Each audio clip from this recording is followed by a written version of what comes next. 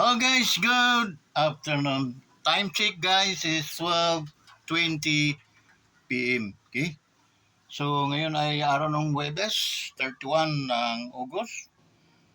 So ang bilis, parang tinalapan lang ng sawa yung buwan, no? So tapos na rin yung pang-Agosto, no? Kasi nung sa sales ako, kahit sa mga matataas naming mga senior sales mga executive, they know that pagdating daw ng buwan ng preparation yun sa akin. Okay, Mr. Velarde, prepare for the next month because next month is August. Prepare for that because this very napakahirap daw mag-sell. Okay, hirap ng benta. Okay, so naniwala naman ako kasi siyempre ako yung nasa field. Yung bawat approach natin ay medyo daing. Okay? So sabi ko ay talagang totoo. Pero kasabihan lang yun. Okay? Walang walang, walang mahirap sa sa sales kung talagang desidido ka, determinado ka magbenta. Okay? Okay, wag na natin balikan yun kasi yan tagal kong naging sales okay? Na-involve sa marketing. Okay? So, ano tayo? Pang task force tayo, no? Pag in term sa marketing, yun guys, no? Shout out sa ating mga solid counters. Hi, shout out sa inyong lahat. Ating mga solid na counters. Maraming salamat sa inyong patuloy na pag-adapt, no? Pagtanggap sa ating YouTube channel. Medyo dryness, may very dry naman, pero kahit pa paano meron din po kayong matutunan dito. Okay? Mayroon po tayo mga iniiwan mga turo, okay? Na tayo dito mali kung mali, tama kung tama, okay? Hindi natin inaano yung na mali ka na nga, tatama pa natin. Ay mali ka na nga, no? Ay i-consider pa nating tama. No. Okay, mali, tama dito sa atin. Okay? So, yun. May nagsasabi, very perfectionista tayo. Okay, no matter what, kahit anong sabihin, no, basta tayo, yun ang ating principle. It depends. That's why nagbukas ako ng channel because I wanted to, gusto kong yung aking principle in this channel, principle in life. Okay? So, kung gusto nyong mag-ano din ng mga magbukas kayo ng inyong mga YouTube channel din. Okay? So, yun. Shout out din sa ating mga in uniform, men and women in uniform sa AFP, no? Shout out din yung lahat. Ingat kayo palagi, guys, mga sundalo ng ating bayan. Ingat kayo palagi, okay? Mga kapulisan natin, shout out din sa inyo lahat. Naway mabago, no? Yung tunay na pagreforma ng ating kapulisan ay magkaroon ng kalsang katuparan. Okay? So, yun guys, no? Wala namang imposible. Okay? Walang imposible. So, sa ating mga OFW guys, sana kahit saan man kayong lupalop, nandun man kayo sa masyadong mahigpit na mga lugar or andun kayo sa mga maluluwag na ng lugar, no, mga batas, may free will kayo. Okay? Ang isa lang ang ninyo, yung pundasyon ninyo sa inyong buhay, pundasyon nyo sa inyong pamilya. Okay? Kasi without the foundation of your life, wala ring saysay yung inyong pag-abroad kasi ang mangyayari niyo, puro abuses ng abuses. Lahat, guys, na too much, lahat na sobra, nagagawin ninyo ay yun ay ikasasama. Okay? Masama at ikasasama. So yun, kailangan tayo, yung maging isa tayong tunay na sumusunod sa tamang landas. Okay? So, yun guys, no? Nagpapakulo ako ng tubig kasi nga. Minsan, yun ang ginagamit nating yung pakape-kape. Pag wala pa akong thermos eh. Wala namang nagdudunit sa atin wala namang nag-ano sa atin ng thermos. So, wala pa rin nagpapagawa sa ating bubo guys. Istis muna tayo sa bubong malupitan. So, mali mo, may ipuin ating mga subscriber na mga mayayaman. Ipuin, ganun ba Brad? Sir Vince, eto sige.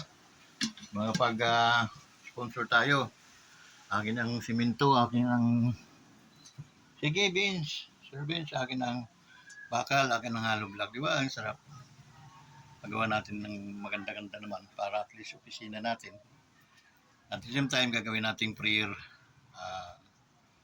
room. Tayo ng prayer terrace. Okay?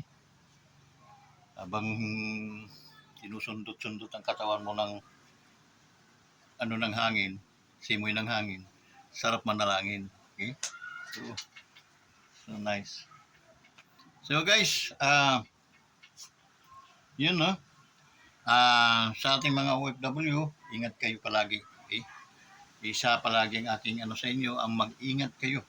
Guys, na sana malampasan ninyo yung mga mabibigat na mga pagsubok sa buhay. At the same time, ma-obtain ninyo yung mga pangarap, mga dreams, kung bakit kayo nandiyan sa abroad, kung bakit kayo nag-abroad, bakit kayo umiwalay sa inyong mga anak at mga pamilya, yung mga sa inyong asawa, anak. Okay? There is a reason behind na kayo ang nakakaalam noon kung ano ang dahilan kung bakit kayo nag-abroad. So yun, karamihan sa mga nakakausap kong OFW, they have a dreams. Okay? May mga pangarap sila na, sir, ang pangarap ko lang na makapagpaaral ako at makapagkaroon man lang kami ng sarili naming tahanan. That's enough na para sa akin. Okay? Napakaganda. Okay? Napakaganda. They sacrifice doon yung self nila, no? So, na may walay sila sa kanilang pamilya because of their dreams. Okay? Sana, I wish, no? And I pray to God na sana maano ninyo yung inyong mga pangarap. Okay? So, ingat kayo palagi guys. Shout out sa inyong lahat. Okay? Huwag niyong kalilimutan din na mag-subscribe sa ating YouTube channel, Wonders Motovlog TV. Friends, I need you so much. Okay? I need yung inyong pagtalima. Isa lang. Bawat isa sa inyong dyan sa 506 kung subscriber. Tag-iisa lang dadalhin niyo guys. Resolve na yung ating YouTube channel. Magkakaroon na ng katuparan na tayo makakatulong na. Okay? So guys, you know,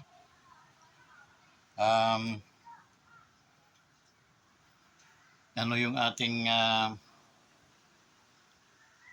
pipintahan, ika nga, yung mga issues ng ating lipunan. Okay? Una, nakita ko si Mahar Luka doon, yung babaeng vlogger na dati ay kampi-kampi sa ating Pangulo, pati kay Pangulong Duterte, kampi-kampi ka eh. Kaya ngayon, tawag noon, isa ng immortal ng kalaban niya si Pangulong Marcos. At ang tawag niya sa asawa ng ating ginang ay ni Pangulo, yung ating First Lady ay smug. Okay, smug. So, di ba kaso din yun? Inisiraan mo yung Reyna natin. Sinisiraan niya. Kaso yan guys.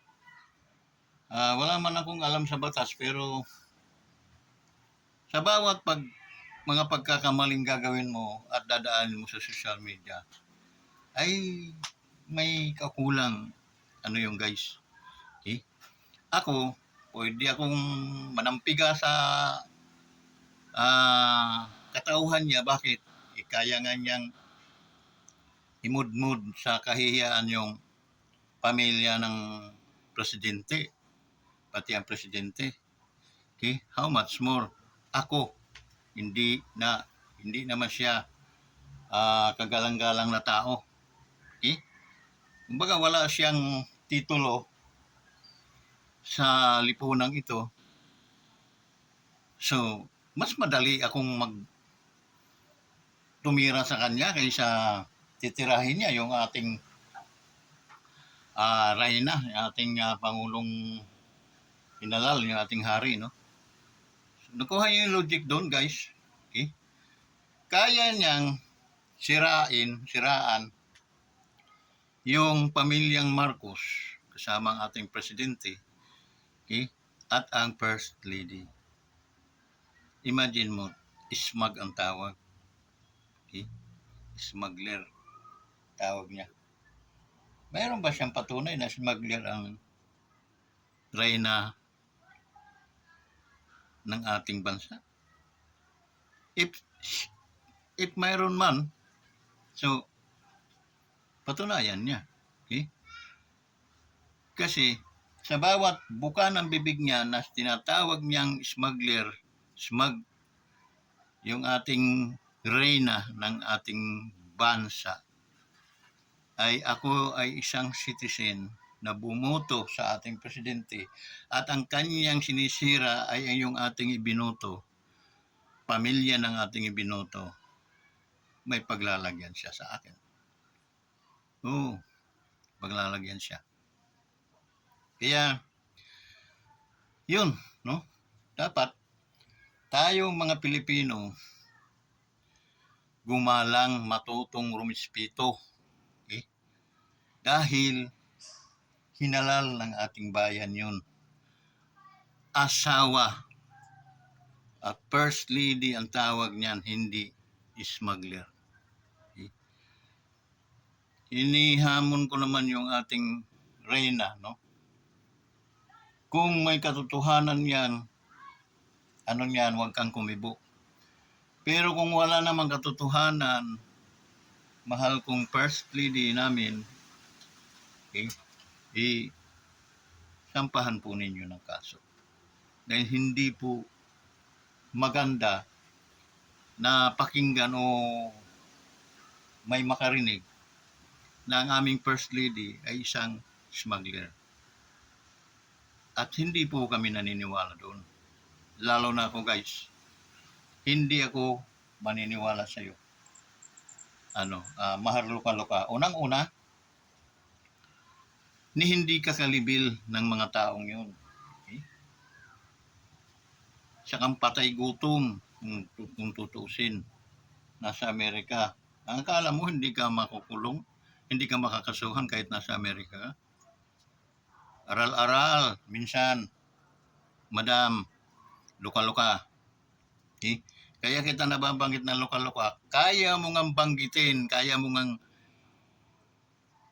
sa mabaho mong bunganga na ang aming reyna, ang aming first lady ay isang smuggler. Napaka anong mga pagkataong nila. Hindi sila kalibil natin, guys. Iningatan nila ang kanilang mga pangalan, apelyido. Sisirain lang ng isang luka-luka. Wala naman siyang katibayan. Okay? So, nagtataka ako hanggang ngayon, bakit matapang pa rin ang mabaho pa rin ang bunganga niyang babaeng yan. At easy lang niya sirain yung ating buhay, pamilya ng ating presidente. Hindi po maganda, guys. Sana naintindihan nyo yung aking punto, puro punto. Okay? Kaya siguro ay si Sir Tunying, okay, ay nagdemanda dahil hindi na kaya ni Sir Tunying yung mga nangyayari. At nakakahiya na masyado. Okay? Nakakahiya na. Dahil hindi po ganon ang pagtingin namin, okay, sa pamilyang yan. Ang pinanggalingan ng ating First Lady ay ang isang pamilyang may sinabi, kilala sa lipunan. Mga Araneta apelyido niyan. Tapos guys, mag-aanuhan mo lang ng ganon-ganon. Iningatan nila ang kanilang mga pangalan, apelyido. Tapos ganon lang kadali. Di ninyo siraan yung aming First Lady. No way. Eh? Hindi ba pwede? Kung ako'y may magagawa nga lang, mayroon nga lang mag-udyok sa akin na demanda mo yan. Didemanda ko rin yan. Eh? Para malaman niya na dapat irespeto at igalang yung mga taong yun dahil sila ay pamilya ng ating presidente. Okay? Ni magsalita ka ng hindi maganda, alam mong may paglalagyan ka. So guys, nalulungkot ako dahil ganon na lang ang tingin niya sa ating mahal na First Lady. Okay? Huwag ganon. Dahil may mga iniingatan din yung mga yan na pangalan. Okay? Ikaw, wala ka namang pangalan, wala ka rin namang kung anong tsura ng pamumuhay niyo. Okay? Kasi nag-vlog ka, kumita ka ng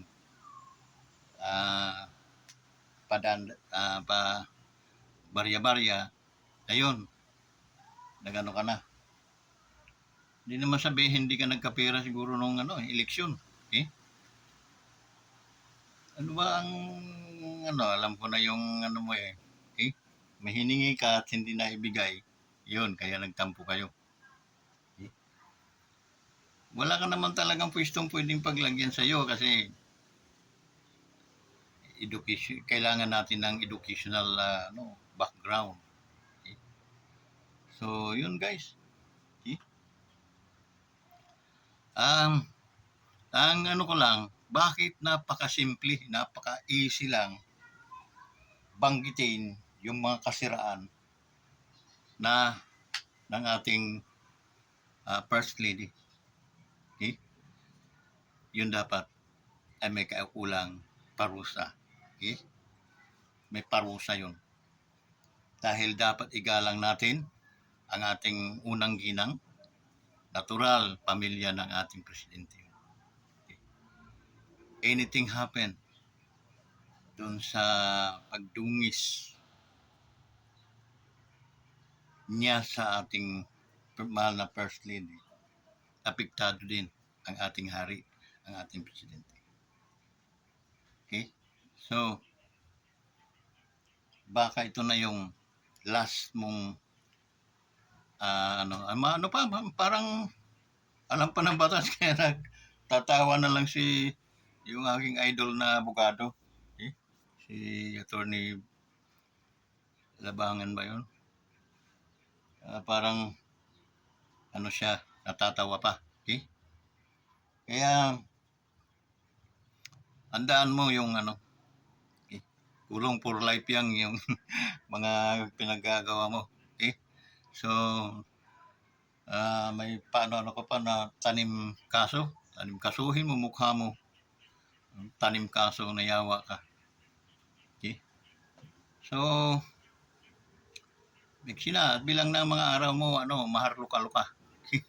Pagbabayaran mo na rin yung mga pinagsasabi mo na kasiraan ng aming First Lady. At hindi lang First Lady ang sinira mo dyan. Buong pamilya at ang kanila. Yun ang maghahabol sa iyo. Sa iyong kagaguhan, kalukuhan, na luka-luka ka, ikaw ay nandamay pa ng iba. mga matitinong tao pa naman na dapat sila ay igalang, irespeto sa ating lipunan dahil sila ay nasa taas na antas ng ating mamamayan. Okay? So, yun guys, sana naunawaan nyo guys yung aking mga pinagsasabi, no? So, yun pa. Ano pa ba ang ating ano diyan, no? So, yun, nagdemanda na si Katunying and then sana mapabilis-bilis, okay? Para at least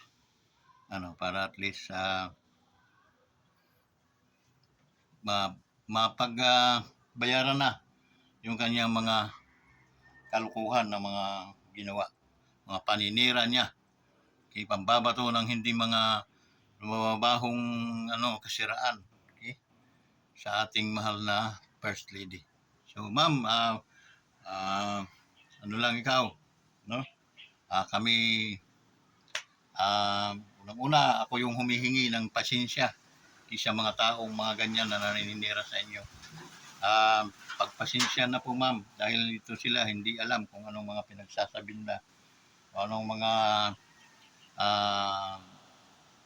kabayaran na maano nila sa paninira ng katulad ni po ninyo.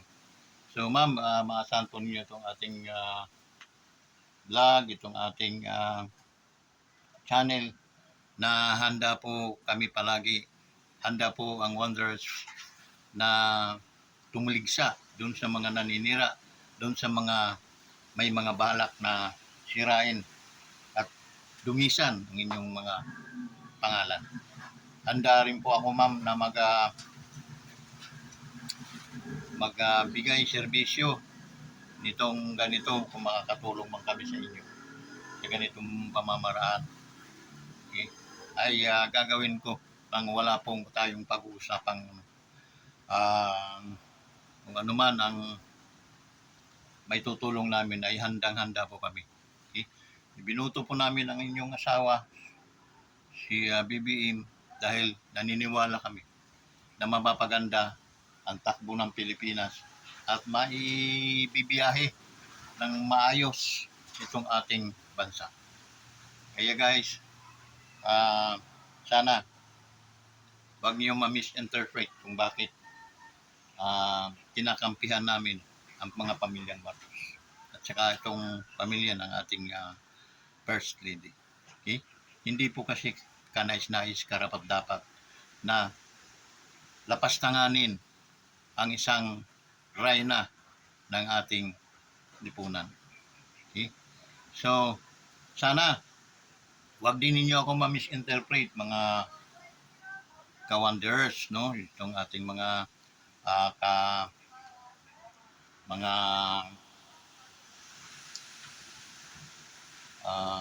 followers, ating mga subscriber, no? Na tayo ay umaano, no? At ating proteksyonan yung First Lady natin dahil wala pong mga ebidensyang magpapatunay na ganun po yung ating First Lady ayon sa pinagsasabi ng babaeng yun. Okay? So, tuloy-tuloy lang po ma'am sa pakikipag sa mga katauhan, okay? Tumulong sa pagpapaunlad ng ating bansa. Tulungan mo ang ating presidente dahil ang mag-asawa po ay nagtutulungan po yun. Okay? Kaya ma'am, Lisa, humihingi po ako ng paumanhin, okay? Diyan sa mga naninira sa inyo. Okay? Kaya wag mo na silang intindihin ma'am. Ang husgado, magsampa po kayo ng demanda laban sa mga yan at para hindi panularan. Okay? So guys, wala tayong inano dito, no? Kasi talagang itong ating channel na ito ay hinanda ko ito para makatulong sa ating Pangulo makatulong sa ating dating Pangulo at makatulong sa ating Vice President para doon sa mga nanunulig siya at mga nagnaninira sa kanila ay ma anuhan din natin. Okay? Ma-counter din natin agad. Okay? So, huwag mo silang intindihin, ma'am, mayroon tayong batas husgado na uusig sa kanila. Gulang, okay? At hindi kami naniniwala dyan sa mga pinagsasabi ng mga yan. Okay? So, maraming salamat, ma'am. Hindi po niyo kilala itong inyong lingkod po si Cabins Bilardi, okay?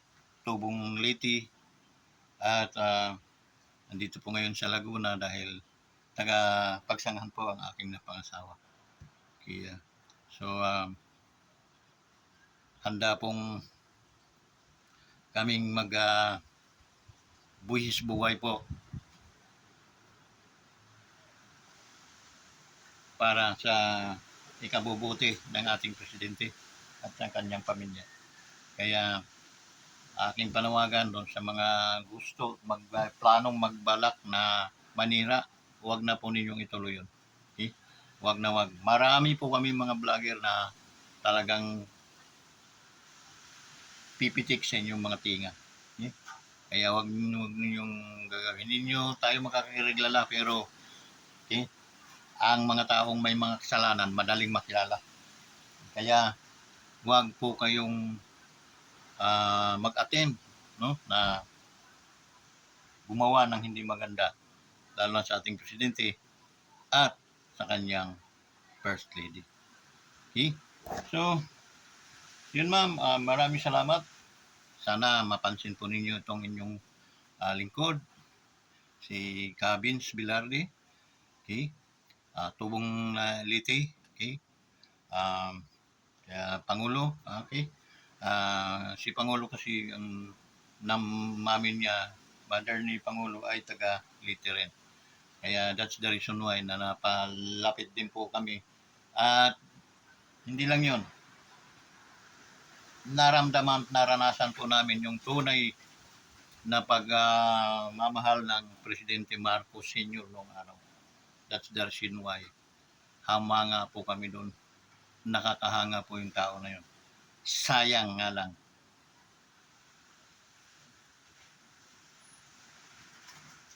Napakalayo na sana ng bansang Pilipinas.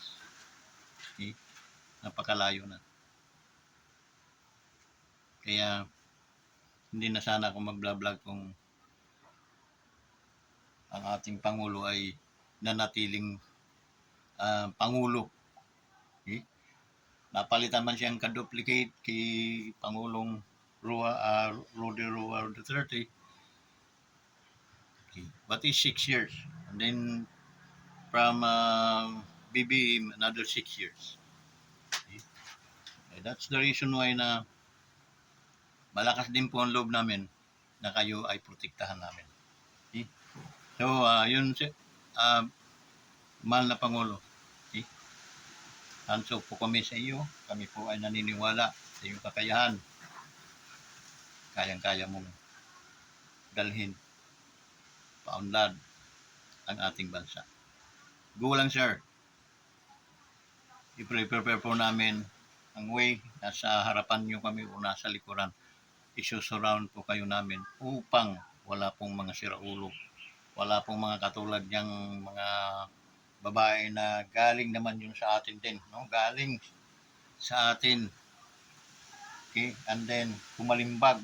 Hindi ko rin maunawaan kung ako nga lay malakas-lakas pa katulad doon.